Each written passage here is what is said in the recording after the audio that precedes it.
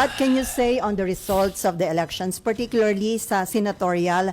Kasama po ba kayo dun sa na-surprise sa mga pumasok at ng mga nangunguna sa mga nanalo sa pagkasenador? Well, bago ang resulta, nais ko parating aking taus-pusong pasasalamat sa lahat ng nagtiyak na mairaos at maidaos natin ang eleksyon ng maayos at mapayapa.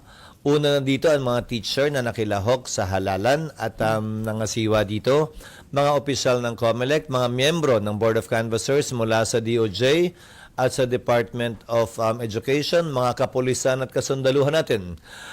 Nagagalak ako na naging mapayapa sa pangkalahatan ang nagdaang halalan, di tulad ng mga naunang eleksyon.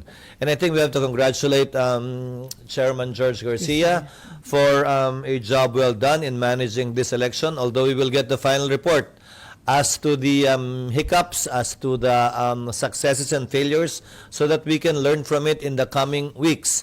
Pero offhand, binabati ko po sila, taos-puso ako nagpapasalamat. Kaugnay ng halalan, nagpasyang sambayanan, panahon na para tumigil ang bangayan. Kaugnay ng halalan, panahon na para muling maghanap ng mga pwede natin pagkasunduan at pagtulungan.